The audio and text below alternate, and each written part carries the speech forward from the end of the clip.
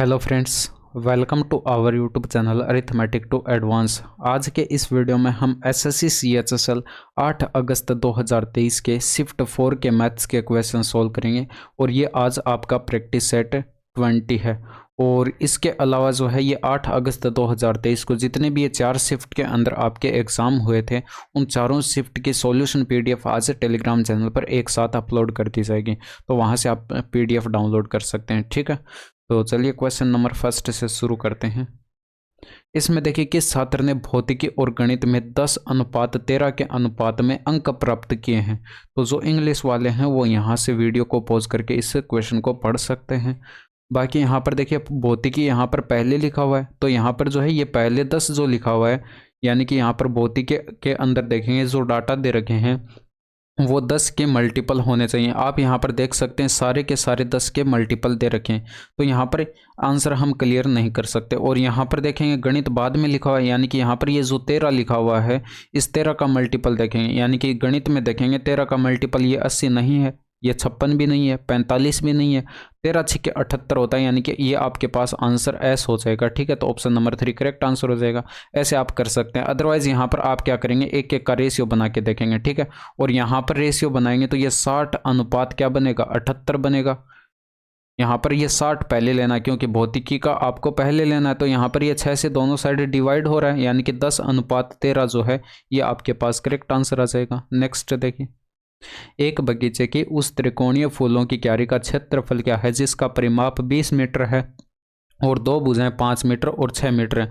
दो भुजाएं आपको दे रखी हैं, एक भुजा 5 मीटर और दूसरी भुजा 6 मीटर, तो तीसरी भुजा कितनी हो जाएगी भाई, 5 और 6 11 हो गया। इस परिमाप में से 20 में से माइनस करेंगे 11, 9 बचेगा, यानी कि यहाँ पर 5 6 और ये 9, ये 3 भुजाएं आपके पास आ चुकी हैं ए बी और सी। ये कोई ट्रिपलेट तो बन नहीं रहा, तो यहाँ पर क्या करेंगे हम हीरोन का सूत्र लगा देंगे। ठीक है, हीरोन का सूत्र क्या कहता है, एस इंटू में एस माइनस का ए और एस माइनस बी और इंटू में हो जाएगा एस माइनस का सी और इसका वर्गमूल कैलकुलेट कर लेंगे। ठीक है, यहाँ पर एस क्या है, एस है अर्ध परिमाप। ठीक है, एस क्या है, अर्ध परिमाप। और यहाँ पर पूरा परिमाप आपको कितना दे रखा है, 20 दे रखा है, यानी कि इसका आधा करना है, तो यहाँ पर 2 का भाग लगा देंगे, यानी कि 10 जो है वो एस की वैल्यू आ जाएगी। यहाँ पर वैल्यू पुट कर देनी है, तो अंडर रूट के अंदर रखेंगे 10 इंटू में 10 माइनस ए करेंगे, यानी कि 5 बचेगा, इंटू में 10 माइनस बी करेंगे, यानी कि यहाँ पर 4 बचेगा, इंटू में 10 माइनस 9 करेंगे, यानी कि यहाँ पर 1 बचेगा। बस इसी को सोल्व कर देना, 10 पंजे 50 हो जाएगा और यहाँ पर 2 इसमें से ले लेंगे, यानी कि अंडर रूट के अंदर आ जाएगा 100 आ जाएगा और इंटू में आ जाएगा 2 इंटू में 1, यानी कि 2 आ जाएगा। इसको हम लिख सकते हैं 10 अंडर रूट 2 और ये आंसर आ जाएगा मीटर स्क्वायर में। एरिया पूछा गया था, तो ये आपके पास ऑप्शन नंबर 4 जो है ये करेक्ट आंसर हो जाएगा। इसमें देखिए ए बी को 33% के लाभ पर एक साइकिल बेचता है और बी इसे सी को 25% के हानि पर बेचता है। यदि सी ने 3059 में साइकिल को खरीदा तो ए के लिए जो है इसका विक्रय मूल्य, ये क्रय मूल्य क्या था। ठीक है, तो यहाँ पर ए के लिए क्रय मूल्य जो है वो आप मान लीजिए सीपी था। अब यहाँ पर देखिए ए ने जो है बी को बेचा कितने पर, 33% के प्रॉफिट पर, यानी कि 33/100 इसकी फ्रैक्शन वैल्यू हो जाएगी, यानी कि 100 पर 33 का प्रॉफिट हुआ, तो हम इसका 133/100 कैलकुलेट कर लेंगे। ठीक है, और इसके अलावा जो है ये अब बी के लिए क्या होगा, क्रय मूल्य होगा, क्योंकि बी ने तो खरीदा है।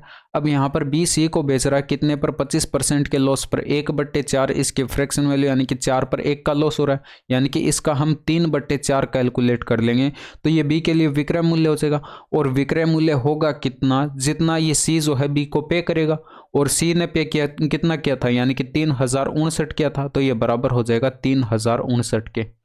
अब यहाँ पर देख सकते हैं आप भाई, अगर आप यहाँ पर 33 को अगर 133 को जो है 23 से मल्टीप्लाई करते हैं तो आपके पास इतना आएगा, क्योंकि 33 3 69 हो जाएगा, हासिल आएगी 6, 33 3 69, 6 75 का 5 आ जाएगा, हासिल आएगी 7 और 23 और 7 कितना हो जाएगा, 30 हो जाएगा, यानी कि आप जो है ये 23 बार पूरा पूरा कट जाएगा। ठीक है, और ये 4 से ऊपर मल्टीप्लाई करेंगे 23 चौके 92 हो जाएगा और ये 100 गुणा में आएगा, यानी कि 2 0 आ जाएंगे और ये 3 बट्टे में आ जाएगा, यानी कि सीपी बराबर कितना आ जाएगा। अब देखिए भाग यहाँ पर 3 त्रिका 9, यानी कि 3 बार जाएगा, और क्या आएगा हमें कोई मतलब नहीं है, क्योंकि 3 ऑप्शन में पहली बार एक ही ऑप्शन में आ रखा है, तो आंसर इसको टिक कर दीजिए, आगे बढ़ जाइए।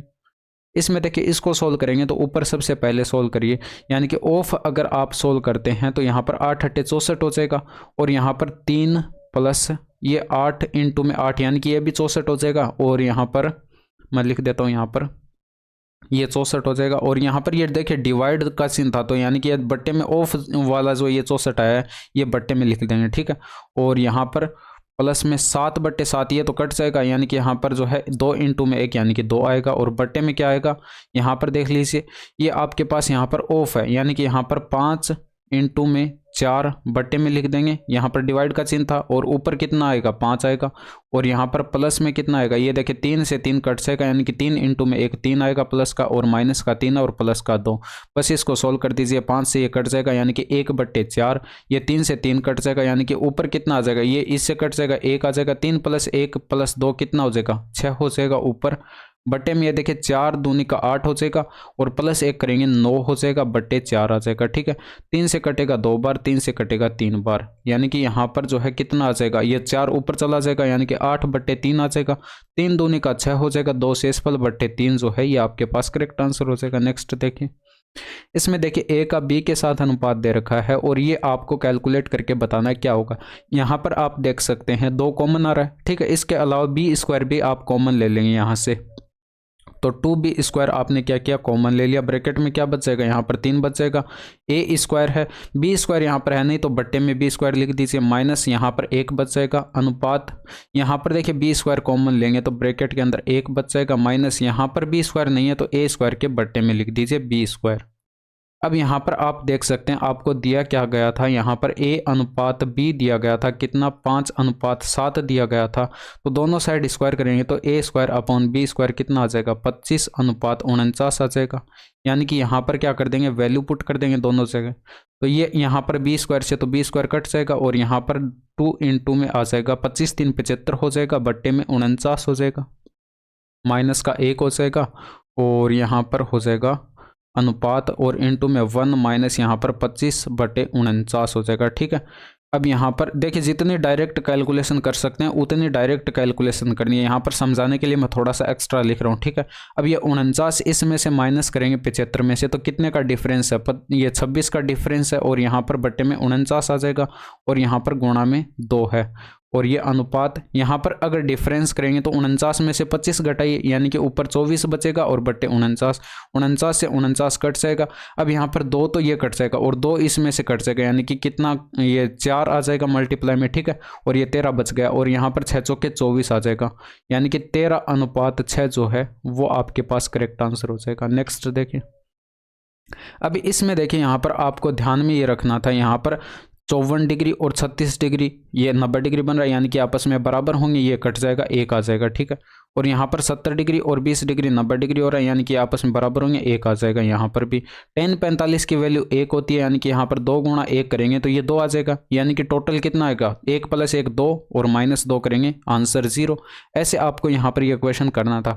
अदरवाइज यहाँ पर आप समझ सकते हैं कि सेक 54 डिग्री जो है ये सेक a बराबर हो जाएगा यहाँ पर कोसेक b के, यदि क्या होगा a प्लस का b बराबर क्या होगा 90 डिग्री होगा, a प्लस का b बराबर 90 डिग्री।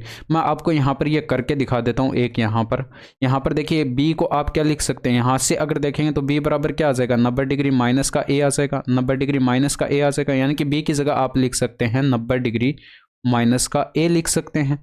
अब यहाँ पर देखिए कोसेक जब 90 डिग्री पर होता है तो यहाँ पर ये चेंज हो जाता है सेक में, यानी कि इसकी जगह आप क्या लिख सकते हैं सेक, और यहाँ पर जो एंगल रहता है वो आ जाएगा, ठीक है, तो सेक a लिख सकते हैं, और इधर भी क्या था सेक a था, यानी कि आपस में बराबर हो जाएगा। ये चीज़ आपको समझ में आई होगी, ठीक है। अब यहाँ पर जो है ये भी आपको यहाँ पर ध्यान रखना था कि tan a जो है ये बराबर होता है tan b के कोट b के, ये बराबर होता है कोट b के यदि a प्लस का b बराबर क्या होता है 90 डिग्री। यहाँ पर भी देखिए कोट 10 में कन्वर्ट होगा तो ये बराबर आ जाएंगे, ठीक है। तो ये आपको यहाँ पर करके देखने की आवश्यकता नहीं है, ये इतनी चीज़ें आप ध्यान में रखेंगे, आंसर 0 आएगा। नेक्स्ट देखिए, यदि 3 वर्षों में 2500 पर साधारण ब्याज 1500 पर ब्याज से 360 अधिक है तो वार्षिक ब्याज दर ज्ञात कीजिए। अब यहाँ पर देखिए 2500 की राशि है, रेट ऑफ इंटरेस्ट मान लीजिए r है, और यहाँ पर टाइम 3 वर्षों का है, डिवाइड करेंगे 100 से तो ये ब्याज आएगा। ठीक है, अब यहाँ पर ये 1500 की राशि है और rate of interest same R है और यहाँ पर 3 वर्ष का टाइम है, डिवाइड करेंगे 100 से ये ब्याज आएगा।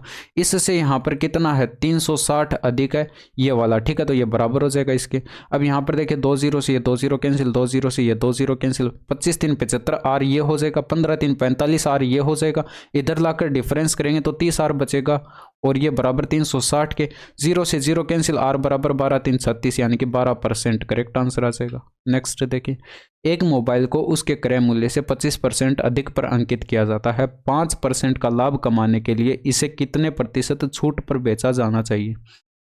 देखिए 25% अधिक अंकित किया जाता है, फ्रैक्शन वैल्यू 1/4 यानी कि 4 पर 1 अधिक अंकित किया जाता है, यानी कि कॉस्ट प्राइस अगर 4 यूनिट है तो मार्क प्राइस कितना हो जाएगा 5 यूनिट हो जाएगा, मार्क प्राइस 5 यूनिट हो जाएगा। इसके अलावा यहाँ पर आप देखेंगे आगे क्वेश्चन में बोला गया 5% का प्रॉफिट करना, 1/20 इसकी फ्रैक्शन वैल्यू यानी कि 1 का प्रॉफिट करना है। 20 अगर उसका कॉस्ट प्राइस है, 20 यूनिट अगर उसका कॉस्ट प्राइस है तो सेलिंग प्राइस कितना होगा 21 यूनिट होगा। 20 पर 1 का प्रॉफिट करना है। अब यहाँ पर आप देख सकते हैं कॉस्ट प्राइस क्या होना चाहिए, सेम होना चाहिए। तो यहाँ पर इसको बराबर बनाने के लिए हम क्या करेंगे, यहाँ पर इसको गुणा कर देंगे कितने से 5 से गुणा कर देंगे, 500 के 20 हो जाएगा और ये आपके पास कितना हो जाएगा 5 पंजे 25 हो जाएगा। आप देख सकते हैं यहाँ पर कॉस्ट प्राइस 20 सेम हो चुका है। तो अब यहाँ पर देख लेते हैं मार्क प्राइस 25 यूनिट है और सेलिंग प्राइस 21 यूनिट है, यानी कि कितने की छूट पर बेची जा रही है 4 की छूट पर बेची जा रही है। 4 की छूट पर बेची जा रही है कितने पर 25 पर और गुणा कर देते हैं 100 से, तो ये प्रतिशत छूट आपके पास आ जाएगी। यहाँ पर इसको काट के सोल्व कर देते हैं, 25 चौके 100, 4 चौके 16% जो है ये आपके पास करेक्ट आंसर आ जाएगा। नेक्स्ट देखिए, कितने दिनों में पुस्तकों की बिक्री औसत बिक्री से कम रही। तो इंग्लिश वाले यहाँ से इसको पढ़ सकते हैं, बाकी डाटा भी आपको यहाँ पर क्लियर दिखाई पड़ रहा होगा। यहाँ पर देख सकते हैं 0 और यहाँ पर 200 के बीच का डिफरेंस कितने का 200 का है, यानी कि यहाँ पर जो है ये 20 का ग्राफ दे रखा है तो यानी कि यहाँ पर 100 रहा होगा, तो ये आपके पास 100 लिखा हुआ है। ठीक है, और यहाँ पर ये 200 के बराबर है और यहाँ पर जो है यहाँ पर देख सकते हैं ये 20 से थोड़ा सा ऊपर दिखाई पड़ रहा है, तो ये आपके पास यहाँ पर 500 से थोड़ा सा ज़्यादा यानी कि 550 है ये। अब यहाँ पर अगर आप देखें तो ये आपके पास 800 लिखा हुआ है और यहाँ पर ये देखिए 400 से थोड़ा सा ऊपर है यानी कि 450 लिखा हुआ है और यहाँ पर ये लिखा हुआ है 600 के बराबर है। इन सभी का टोटल कर लेते हैं यानी कि ये 300 होगा और ये 800 300 1100 हो जाएगा और ये 550 यानी कि 1650 हो जाएगा, 1700 और ये 2100 और 600 2700 टोटल ये हो जाएगा। ठीक है, और इसमें 6 का डिवाइड कर देना क्योंकि 6 डाटा है। अब यहाँ पर एवरेज कितना आ जाएगा 6 चौके 24 आ जाएगा, 3 बचा 6 पंचे 30 यानी कि 450 से कम कितना है। यहाँ पर देख सकते हैं ये 450 के बराबर है तो ये तो नहीं होगा। यहाँ पर 450 से कम आपको ये 2 दिखाई पड़ रहे हैं यानी कि 1 हो गया 2 हो गया, यानी कि 2 जो है ये आपके पास करेक्ट आंसर हो जाएगा। नेक्स्ट देखिए, इसमें देखिए √6 बराबर आपको ये मान दे रखा है, इसका मान कैलकुलेट करके बताना है। तो यहाँ पर सबसे पहले आप क्या करेंगे इसका परमीकरण कर देंगे यानी कि √+ का √2 बटे √3 प्लस का ये माइनस का √2 दे रखा है, माइनस का √2। यहाँ पर क्या करेंगे ऊपर नीचे गुणा कर देंगे चिन्ह चेंज करके। ठीक है, √3 प्लस का √2 बटे में √3 प्लस का √2 से हमने क्या कर दिया ऊपर नीचे इसको गुणा कर दिया। अब आप ऊपर देख सकते हैं a+b का होल स्क्वायर का फॉर्मूला लगेगा और बट्टे में a-b इंटू में a+b का फॉर्मूला लगेगा। तो यहाँ पर ऊपर क्या आ जाएगा √3 का स्क्वायर 3 प्लस ये 2 हो जाएगा प्लस 2ab यानी कि यहाँ पर 2√6 आ जाएगा और अपॉन यहाँ पर देखिए √3 का स्क्वायर 3 और माइनस यहाँ पर √2 का स्क्वायर 2 ये आ जाएगा। अब ऊपर सोल्व करेंगे यहाँ पर बट्टे में तो 1 आ जाएगा, कोई मतलब नहीं है। यहाँ पर ऊपर 5 आ जाएगा प्लस में 2 √6 की वैल्यू आपको दे रखी है 4, ये 2.45 यहाँ पर पुट करेंगे यानी कि यहाँ पर कितना हो जाएगा 5 हो जाएगा प्लस ये 4 पॉइंट ये आपके पास 90 आएगा। ठीक है, लगभग में अगर आप इसको लिखें तो ये आपके पास 9.9 जो है ये करेक्ट आंसर आ जाएगा, या फिर 9.90 भी आप इसको लिख सकते हैं। इसमें देखिए बसंती ने एक सहकारी बैंक में 50,000 जमा किए जो 10% वार्षिक दर से चक्रवर्ती ब्याज दे रहा है। तीसरे वर्ष में उसका ब्याज कितना होगा। यानी कि यहाँ पर क्वेश्चन को ध्यान से पढ़िएगा। यहाँ पर देखिए तीसरे वर्ष में पूछ रखा है, ना कि ये पूछ रखा है 3 वर्ष बाद। तो यहाँ पर तीसरे वर्ष में ब्याज जो प्राप्त होगा वो आपको बताना है। तो दो तरह से आप इसको कैलकुलेट कर सकते हैं। एक मेथड तो ये हो जाएगा कि यहाँ पर पहले आप 3 वर्षों का ब्याज कैलकुलेट कीजिए और उसके बाद यहाँ पर जो है 2 वर्षों का ब्याज कैलकुलेट कीजिए और उन दोनों का डिफरेंस लीजिए, आपके पास आंसर ये आ जाएगा। लेकिन वो थोड़ा सा लेंथी मेथड पड़ेगा, ठीक है। शॉर्ट मेथड आप यहाँ पर इसको ट्री मेथड से कर सकते हैं। एक पहले वर्ष हो गया, दूसरे वर्ष हो गया और तीसरे वर्ष हो गया, ठीक है। अब यहाँ पर 10% का मतलब 1/10 होता है, यानी कि इस पर 1/10 का ब्याज मिलेगा पहले वर्ष से, तो 5000 हो जाएगा। और यहाँ पर दूसरे वर्ष ये 5000 का तो ब्याज मिलेगा, लेकिन ये जो 5000 मिला था इस पर भी 1/10 यानी कि 10% का ब्याज मिलेगा, तो ये 500 हो जाएगा, ठीक है। अब यहाँ पर ये 5000 का तो मिलेगा ही मिलेगा, लेकिन ये दो 5000 मिले हुए हैं, इन पर मिलेगा 500 और 500। अब ये जो 500 था इस पर भी 10% का ब्याज मिलेगा, यानी कि 50। अब आप यहाँ पर देख सकते हैं आपसे तीसरे वर्ष का पूछा गया था, यानी कि यहाँ पर इनका टोटल कर लीजिए, यानी कि आपके पास कितना हो जाएगा 5000 ये और 1000 ये, यानी कि 6000 हो गया और ये 6050 हो जाएगा। टोटल कितना हो जाएगा 6050, यानी कि ऑप्शन नंबर 3 जो है ये करेक्ट आंसर आ जाएगा। नेक्स्ट देखिए, रमन अपनी आय का 75% खर्च करता है। यदि उसकी आय में 20% की वृद्धि होती है और व्यय में भी 10% की वृद्धि होती है, तो रमन की बचत में कितने प्रतिशत की वृद्धि हुई। यानी कि यहाँ पर आप अगर इनकम मान लेते हैं टोटल कितने यूनिट है 100 यूनिट मान लेते हैं, तो 75% खर्च कर देता है, यानी कि 75 खर्च कर दिया, बचा कितना 25 बचा। यही आपके पास फॉर्मूला होता है income equal to expenditure plus saving, यानी कि सेविंग यहाँ पर 25 यूनिट रही। अब यहाँ पर देख सकते हैं आपसे बोला गया यहाँ पर कि इसमें आय में जो है 20% का इंक्रीमेंट होता है और इसमें जो है यहाँ पर 10% का इंक्रीमेंट होता है। इसमें आपको कैलकुलेट करना है, तो हम मान लेते हैं x% का इंक्रीमेंट होता है, ठीक है। अब क्या करेंगे, गुणा कर दीजिए, 2000 आ जाएगा और ये आ जाएगा यहाँ पर 750 आ जाएगा और प्लस में ये 25x आ जाएगा, 25x आ जाएगा, ठीक है। अब यहाँ पर ये डिफरेंस करेंगे, इधर लाकर घटाएंगे तो ये 1250 बचेगा और 1250 में 25 का भाग लगाना है, यानी कि x बराबर कितना आ जाएगा भाई 125, 25 5 125 यानी कि 50 आ जाएगा ना x बराबर, यानी कि 50% जो है वो आपके पास करेक्ट आंसर हो जाएगा। एक वस्तु का अंकित मूल्य उसके क्रय मूल्य से 25% अधिक है। यदि अंकित मूल्य पर 10% की छूट दी जाती है तो लाभ प्रतिशत क्या होगा। यानी कि यहाँ पर आप देख सकते हैं अंकित मूल्य जो है वो क्रय मूल्य से 25% अधिक है, यानी कि 1/4 इसके फ्रैक्शन मूल्य, यानी कि 4 से 1 अधिक है। तो यहाँ पर अगर ये कॉस्ट प्राइस आपके पास जो है यहाँ पर 4 यूनिट है, तो मार्क प्राइस कितना हो जाएगा 5 यूनिट हो जाएगा, मार्क प्राइस 5 यूनिट हो जाएगा। अब यहाँ पर 10% की छूट दी जाती है, यानी कि यहाँ पर 1/10 इसके फ्रैक्शन वैल्यू और यानी कि 10 पर 1 की छूट दी जाएगी।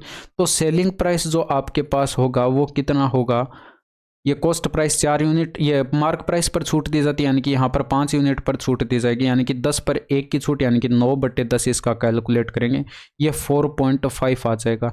यानी कि यहाँ पर देख सकते हैं कितने अधिक पर बेची जा रही है, यानी कि यहाँ पर 0.5 अधिक में बेची जा रही है।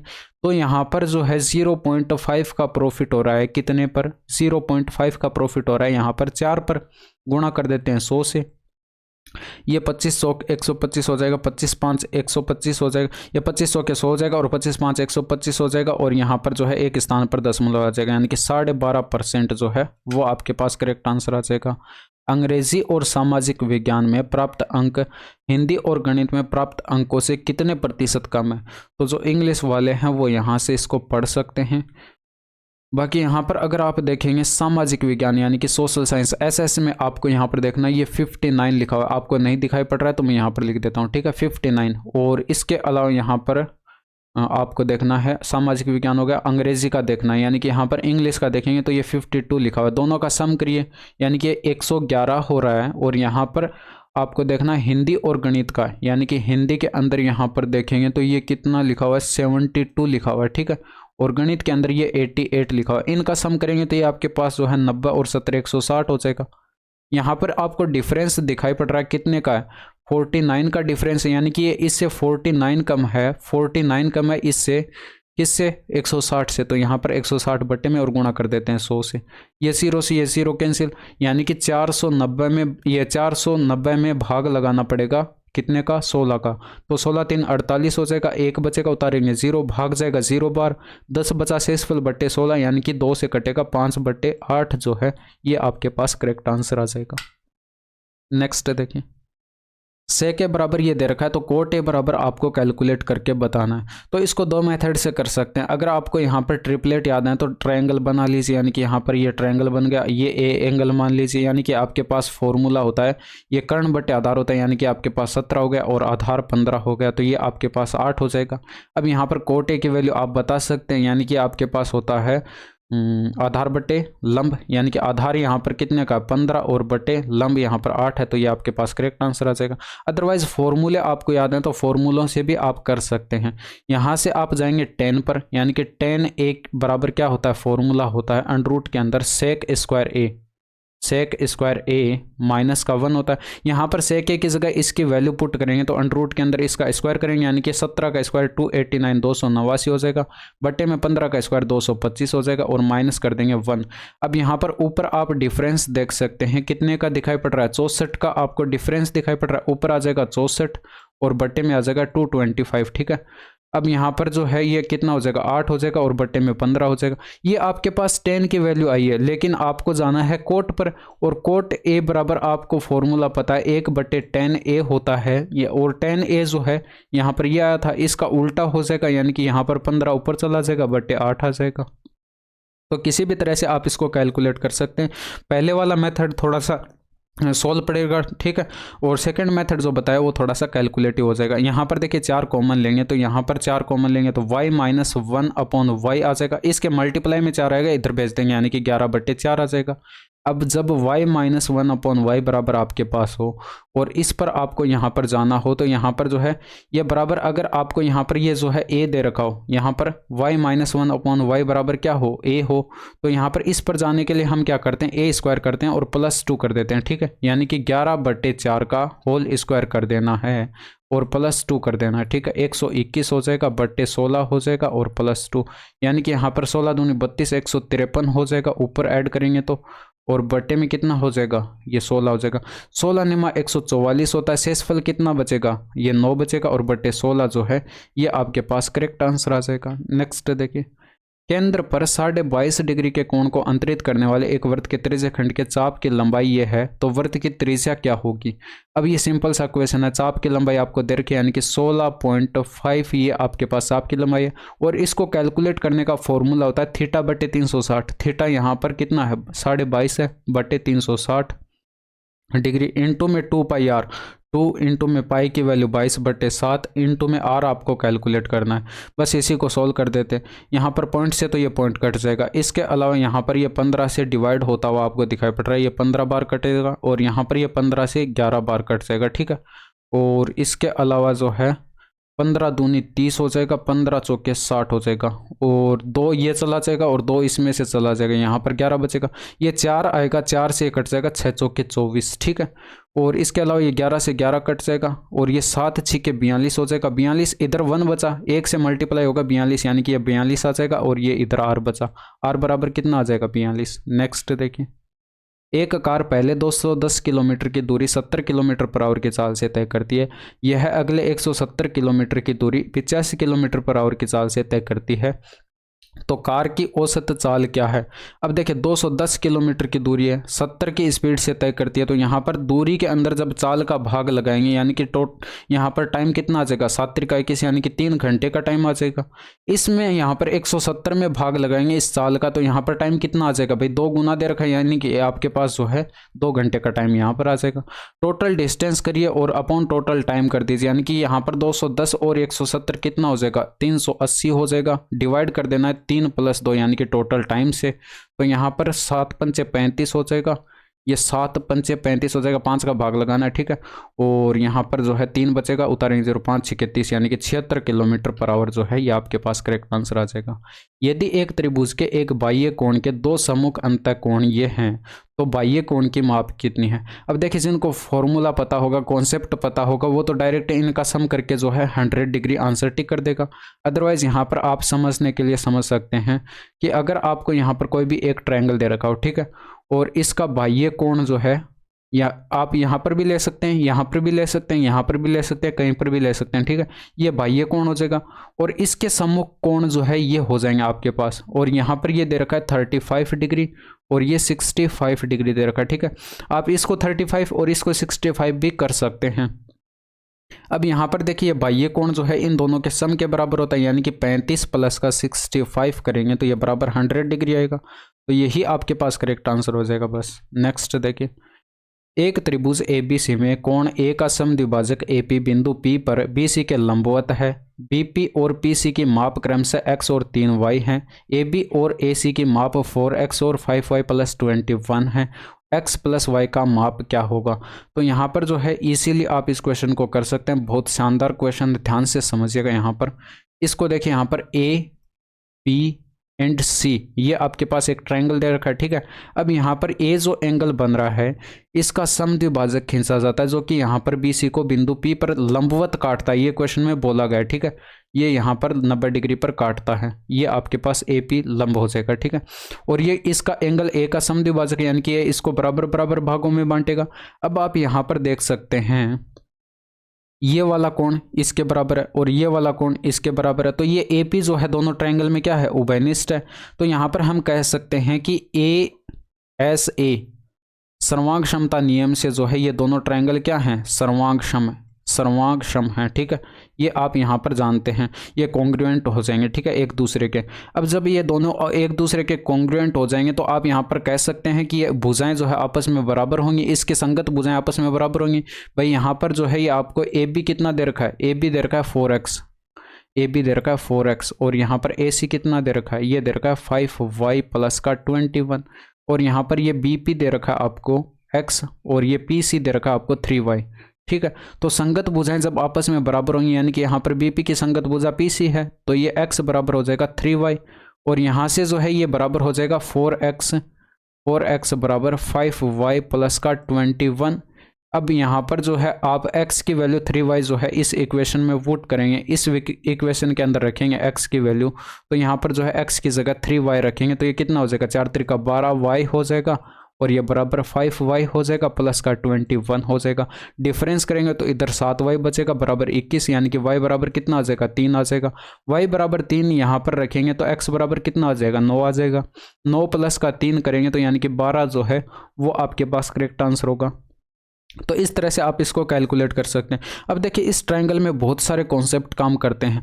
अगर आप यहाँ पर देखें तो ये दो कोण इसके ये बराबर हो गए, दो कोण इसके ये बराबर हो गए, तो तीसरा कोण तो ये स्वतः ही बराबर हो जाएगा, यानी कि ये कोण आपस में बराबर होंगे। अब यहाँ पर आप देख सकते हैं ये पूरा एंगल है, ठीक है, और इसके सम्मुख दो कोण आपस में बराबर हैं, तो ये समद्विबाहु त्रिभुज बन गया। समद्विबाहु त्रिभुज में ये दो भुजाएं आपस में बराबर होती हैं, तो यहाँ पर जो है ये बराबर करेंगे तो ये इक्वेशन आ जाएगी, एक तो ये आ जाएगी, ठीक है। और इसके अलावा यहाँ पर देखिए तीनों कोण आपस में बराबर है दोनों त्रिभुज में, तो ये दोनों त्रिभुज एक दूसरे के समरूप भी तो हैं, और समरूप हैं तो यानी कि संगत भुजाओं का अनुपात बराबर होगा। जब आप इन भुजाओं का रेशियो बराबर कराएंगे इन भुजाओं का, तो यहाँ से एक y की वैल्यू आ जाएगी, ठीक है। y की वैल्यू इस इक्वेशन में पुट करेंगे तो x की वैल्यू आ जाएगी और यहाँ से आंसर कैलकुलेट कर लेंगे। तो ये दो मेथड यहाँ पर अप्लाई करते हैं, लेकिन यहाँ पर जो है सबसे आसान मेथड जो है, सबसे शॉर्ट मेथड ये जो मैंने बताया है वही मेथड है। तो सबसे शॉर्ट मेथड से मैंने कराने की कोशिश की है, ठीक है। आप किसी से भी कर सकते हैं। इसमें देखिए sec theta plus tan theta बराबर 1/√3 है, तो यहाँ पर cot theta plus cos theta का धनात्मक मान ज्ञात कीजिए। अब यहाँ पर देखिए मैंने आपको बता रखा है कि sec theta plus tan theta बराबर आपको दे रखा हो ये, ठीक है। और यहाँ पर जो है sec theta minus tan theta पर अगर हमें जाना हो, sec theta minus tan theta पर हमें जाना हो, तो यहाँ पर इसका व्युत्क्रम कर देते हैं, यानी कि √3 हो जाएगा। इन दोनों इक्वेशन को सोल्व करेंगे तो यहाँ से ये कट जाएंगे और यहाँ पर 2 सेक थीटा बराबर कितना आ जाएगा, 2 सेक थीटा बराबर आ जाएगा √3 प्लस 1/√3, ठीक है। इसको सोल्व करेंगे तो ये 3 बनेगा, ऊपर प्लस 1 करेंगे 4 और /√3 बनेगा, यानी कि 2 से तो ये कट जाएगा 2 बार, यानी कि 2/√3 आपके पास इसकी सेक थीटा की वैल्यू आ चुकी है, ठीक है। सेक थीटा बराबर क्या आ चुका है, 2/√3। आपको पता है यहाँ पर थीटा की वैल्यू अगर 30 डिग्री हो तो यहाँ पर सेक थीटा की वैल्यू कितनी होती है, 2/√3 होती है। तो यहाँ पर वैल्यू पुट करके आप कैलकुलेट कर सकते हैं। यहाँ पर भी 30 डिग्री रखेंगे और यहाँ पर भी 30 डिग्री रखेंगे। कोट 30 डिग्री की वैल्यू होती है √3 और इसकी 30 डिग्री की वैल्यू होती है √3/2। बस इसी को सोल्व कर देना है, यानी कि 2√3 और प्लस √3 करेंगे, ऊपर 3√3 होगा और बट्टे 2 आंसर आ जाएगा। नेक्स्ट देखिए, इसमें देखिए y -1/y बराबर -9 है, तो इसका मान कैलकुलेट करके बताना। अब यहाँ पर देखिए मैं आपको करके दिखा रहा हूँ, हालांकि फॉर्मूला जो है आप डायरेक्ट लिख सकते हैं, मल्टीप्लाई करेंगे यहाँ पर y² + 1/y², ठीक है। याद रख सकते हैं आप यहाँ पर ये y³ और -1/y³, इन दोनों के आपस में मल्टीप्लाई करानी है, ठीक है। तो यहाँ से देख सकते हैं y की पावर 5 आएगी, y की पावर 5 आएगी, इसको इससे मल्टीप्लाई करेंगे तो -1/y की पावर 5 आएगा, जो कि आपको कैलकुलेट करना है, ठीक है। और यहाँ पर देख सकते हैं अगर y² की मल्टीप्लाई कराते हैं हम इससे, y² की मल्टीप्लाई कराएंगे इससे, तो ये 1/y माइनस का आएगा, ठीक है। और इसकी मल्टीप्लाई इससे कराएंगे तो ये y बचेगा, यानी कि y तो प्लस का बचा, ये माइनस का 1/y आएगा, ठीक है। तो ये आपके पास आएगा, लेकिन ये प्लस में आएगा इसके, ठीक है। अब यहाँ पर ये तो आपको कैलकुलेट करना था, तो इसको एक साइड रख लेते हैं बराबर के, और यहाँ पर बाकी को इसको उधर भेज देते हैं बराबर के उस साइड। तो यहाँ से y की पावर 5 -1/y की पावर 5 एक साइड बच जाएगा बराबर के, और ये बराबर आ जाएगा y² + 1/y का स्क्वायर, और यहाँ पर ब्रैकेट के अंदर y³ -1/y का क्यूब, और ये माइनस के अंदर आ जाएगा y -1/y, ठीक है। तो ये मैंने आपको लिख के बताया। यहाँ पर अगर आप यहाँ पर डायरेक्ट इस टाइप का क्वेश्चन आपने कर रखा है तो यहाँ पर इसको डायरेक्ट याद रख सकते हैं, ठीक है। अब यहाँ पर देखिए y² अगर आप कैलकुलेट करें y² + 1/y², तो इसके दोनों साइड क्या कर दीजिए, स्क्वायर कर दीजिए, यानी कि इधर प्लस ये आपके पास -2 आएगा, जो कि यहाँ पर इधर क्या हो जाएगा, +2 हो जाएगा। ये 81 + 2 करेंगे यानी कि 83 आपके पास इसकी वैल्यू आ जाएगी। गुणा के अंदर ब्रैकेट के अंदर करेंगे, यानी कि आप यहाँ पर y -1/y जो दे रखा है -9, इसका क्या करना है, क्यूब करना है। तो माइनस का 729, 9 का क्यूब 729 हो जाएगा, ठीक है। क्यूब करना है तो यहाँ पर माइनस में होगा ये, और यहाँ पर करेंगे प्लस में करेंगे 3y, यानी कि यहाँ पर ये आपके पास 3y -1/y का यहाँ पर 3 गुणा करेंगे, ठीक है। तो 9 का 27 हो जाएगा, लेकिन ये माइनस में हो जाएगा क्योंकि माइनस में 9 है, ठीक है। तो ये आपके पास मैं डायरेक्ट लिख रहा हूँ, ठीक है, -27 हो जाएगा, और ये आपके पास यहाँ पर माइनस के अंदर हो जाएगा -9। अब यहाँ पर देखिए थोड़ा सा समझाने में टाइम लगता है, बाकी यहाँ पर क्वेश्चन अगर खुद से बनाएंगे तो इतना ज़्यादा टाइम नहीं लगेगा। यहाँ पर देखिए 83 आ जाएगा, ये पहले ऐड कर लेते हैं, कितना हो जाएगा, ये भाई 756 होता हुआ आपको दिखाई पड़ रहा है, लेकिन ये माइनस में है, ठीक है। और ये गुणा यहाँ पर ये जो 83 लिखा हुआ है इसको हम ऐसे लिख सकते हैं, 80 + का 3 ऐसे करके लिख सकते हैं, और ये माइनस माइनस क्या हो जाएगा, प्लस का 9 हो जाएगा, ठीक है। अब आप ऑप्शन से देख सकते हैं, यहाँ पर देखिए यूनिट डिजिट यहाँ पर अलग अलग है, यहाँ पर सेम है, लेकिन 2 अंकों तक अगर हम जाएं तो यहाँ पर अलग अलग है। तो हम 2 अंकों तक कैलकुलेशन करेंगे बस। यहाँ पर देखिए माइनस में आएगा, 8 × 48 हो जाएगा, 8 × 48 का 8 हो जाएगा, और यहाँ पर जो है हासिल 4 आएगी, उससे हमें कोई मतलब नहीं है। यहाँ पर लास्ट में 0 आ जाएगा और डैश डैश डैश, ठीक है।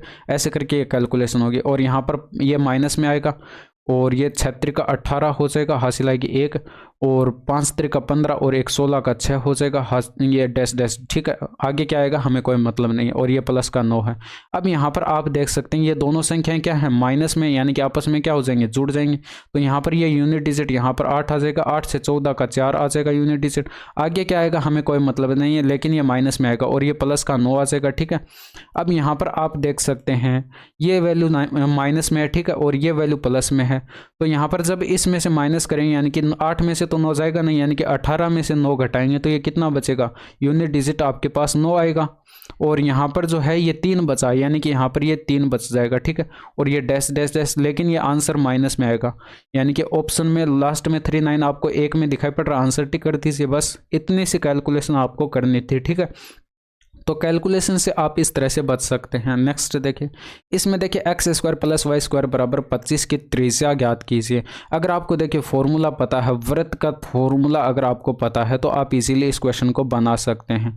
यहाँ पर वृत्त का फॉर्मूला क्या होता है, अगर मान लीजिए किसी वृत्त का केंद्र जो है वो क्या हो, मूल बिंदु हो, यानी कि यहाँ पर जो है इसका केंद्र क्या हो, मूल बिंदु हो 0 0, तो यहाँ पर जो है इसकी त्रिज्या क्या होगी, पहले तो इसके समीकरण की बात कर लेते हैं। यानी कि समीकरण क्या हो जाएगा भाई, x माइनस 0 करेंगे, इसका स्क्वायर करेंगे, प्लस y माइनस 0 करेंगे। अब यहाँ पर देखिए निर्देशांक लिखते हैं, ठीक है, और निर्देशांक आपको ये 0 0 दे रखे हैं, ठीक है। और यहाँ पर ये बराबर हो जाता है त्रिज्या का स्क्वायर, यानी कि r का स्क्वायर, ये अगर इसकी त्रिज्या r है तो, यानी कि यहाँ पर ये फॉर्मूला काम करता है। तो ये एक्स स्क्वायर हो जाएगा प्लस वाई स्क्वायर हो जाएगा और बराबर क्या हो जाएगा, आर स्क्वायर हो जाएगा। आप देख सकते हैं आपके पास जो समीकरण दे रखा है वो इसी फॉर्म में दे रखा है, ठीक है।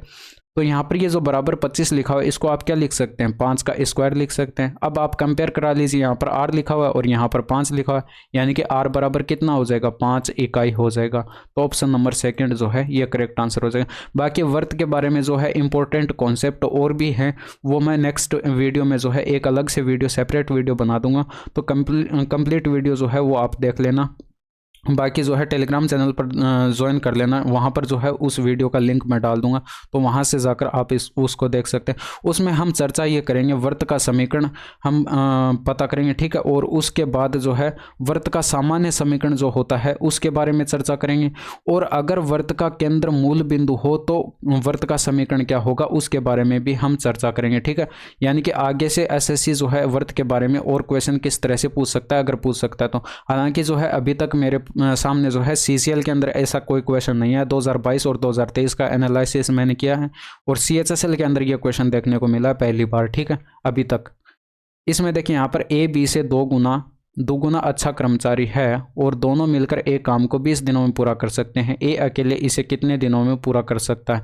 अब यहाँ पर आप देख सकते हैं ए और बी की एफिशिएंसी का रेशियो आपके पास क्या हो जाएगा भाई, ए जो है बी से 2 गुना अधिक कुशल है, तो यहाँ पर जो है इनके एफिशिएंसी का रेशियो हो जाएगा। ये दोनों मिलकर काम करते हैं कितने दिनों तक, 20 दिनों तक, यानी कि 2 + 1 की एफिशिएंसी से यहाँ पर ये काम करेंगे 20 दिनों तक, ये टोटल काम हो जाएगा, ठीक है। अब ये जो टोटल काम है ये करना किसको है, यहाँ पर ए को अकेले करना, ए 2 की एफिशिएंसी से करेगा, तो यानी कि इसको 2 से डिवाइड कर देंगे।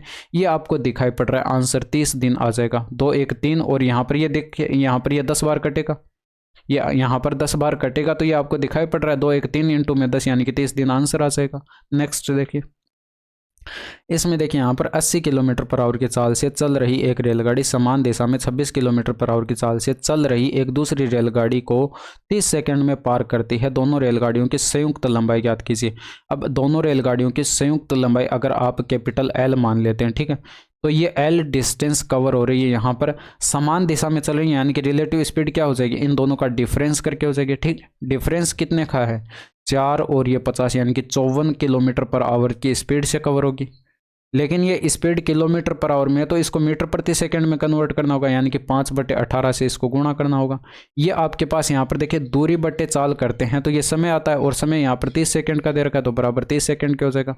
18 3 54 हो जाएगा, 5 3 15 3 45, यानी कि एल बराबर कितना आ जाएगा, 45, और ये 1 0 आ जाएगा, यानी कि 450 मीटर जो है वो आपके पास करेक्ट आंसर हो जाएगा। तो ये 25 के 25 क्वेश्चन थे, आसान से क्वेश्चन थे, 1-2 क्वेश्चन थोड़े से कैलकुलेटिव क्वेश्चन थे, बाकी जो है इतना ज़्यादा डिफिकल्ट पेपर नहीं था। तो यहाँ तक की वीडियो कैसी लगी कमेंट करके ज़रूर बताइएगा। That's all for today, thank you, धन्यवाद, बाय बाय, टेक केयर।